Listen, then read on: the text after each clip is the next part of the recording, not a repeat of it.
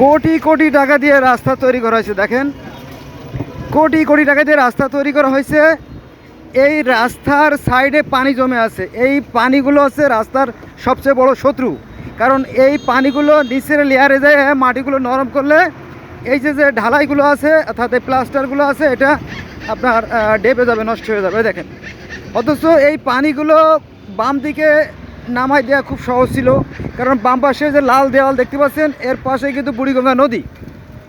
হ্যাঁ, কিন্তু অত্যন্ত পরিতাপের বিষয়, এই পানি নামানোর কোনো ব্যবস্থা নাই। দেখেন, এই সরকারি জায়গা মানে জনগণের জায়গা, মানে আমাদের জায়গা, এই জায়গাগুলো স্থানীয় যারা নেতা আছে তারা ভাড়া দিয়ে দিয়েছে। এই দেখেন, ফলে জনগণের দুর্ভোগ শেষ নেই। দেখেন, এখান থেকে কিন্তু মানুষ চলতে পারতেছে না। এই যে বাম পাশ দিয়ে যে কিছু মানুষ পথচারী চলাচল করবে, একজন মানুষও আপনি চলতে দেখতে পারবেন না। কারণ কি, এখানে চলার মতো কোনো পরিবেশ নাই। দেখেন, একজন, not a single piece of man আর কি। এই দেখেন, একজন মানুষও চলতে পারতেছে না এবং চলার মতো কোনো পরিবেশও নাই। দেখেন, আবার ডান দিকে দেখেন, ডান দিকেও চলার মতো কোনো পরিবেশ নাই। আর পরিবেশ থাকলেও সেখানে আপনার বিভিন্ন ধরনের গ্যারেজ দিয়ে বন্ধ করে দেওয়া হয়েছে। আমরা কতটা কঠিন অবস্থার মধ্যেও এই জনগণ, সাধারণ নিরীহ মানুষগুলো চলাচল করতেছে। দেখেন, ওই দেখেন ইট দিয়ে রেখে দিয়েছে, ইট। এখানে কিন্তু পুলিশ আছে, দেখেন এই যে পুলিশ কমিশন, ওই দেখেন। রক্ষক যদি ভক্ষক হয়, এই পুলিশেই কিন্তু এই জায়গাগুলো ভাড়া দিয়েছে। দেখেন, এই দেখেন, এই যে এখান থেকে মানুষ চলতে পারে না, চলা যায় না। হ্যাঁ, এই দেখেন, এই যে পুলিশ, এই যে এই যে এই যে এই যে এই যে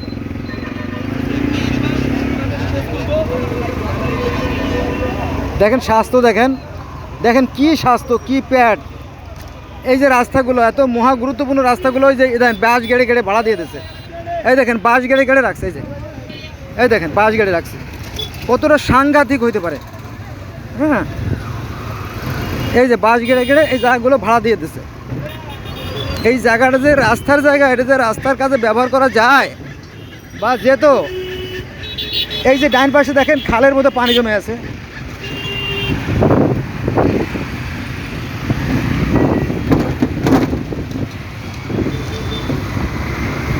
আপনারা বাম পাশে যে দেওয়ালটা দেখতে পাচ্ছেন না, এই দেওয়ালের পাশে আইল্যান্ড আছে। দেখেন এখানে এই যে দূরের ছেলে, এই যে দূরের ছেলে যাচ্ছে, এই যে এখানে কিন্তু রাস্তা আছে, কিন্তু এই রাস্তা চলার মতো না, চলার মতো ওরম পরিবেশ নেই। দেখেন, নরক করে ফেলছে।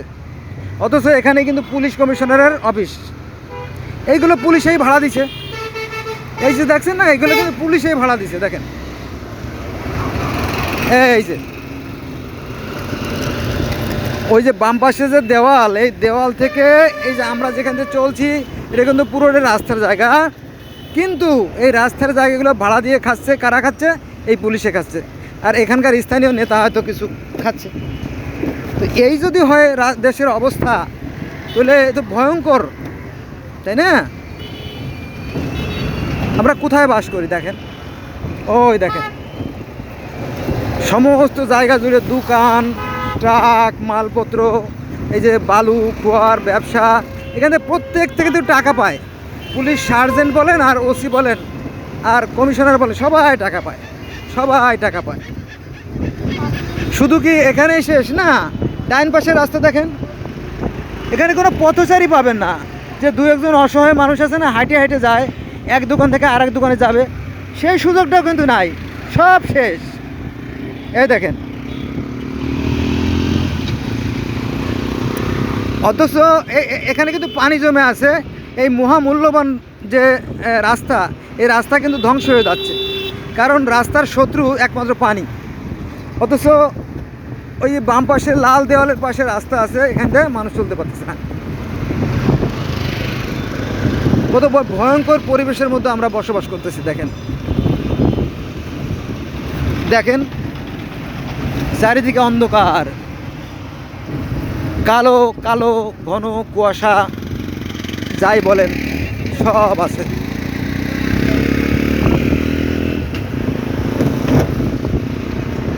কারো কোনো মাথা ব্যথা নাই।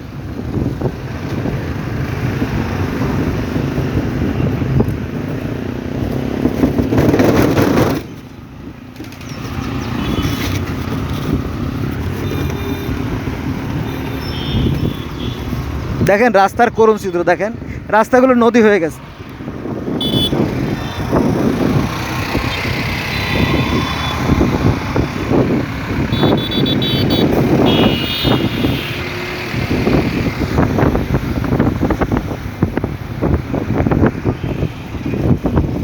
রাস্তাগুলো নদী হয়ে গেছে আর ময়লায় তো সয়লাভ, মানে দখলে দূষণে একাকার হয়ে গেছে। হ্যাঁ, অথচ এই পাশেই নদী, কিন্তু এটা কিন্তু বুড়িগঙ্গার পাশে, এর পাশে বুড়িগঙ্গা নদী। এই পানিগুলো অনায়াসেই কিন্তু বুড়িগঙ্গা নদীতে আমরা চ্যানেল তৈরি করে অর্থাৎ নালা তৈরি করে নামাই দিতে পারি খুব সহজে, কিন্তু এখানে কোনো মানুষ নাই, জনমানব শূন্য। কি বুঝলেন? কত হতভাগা জাতি আমরা।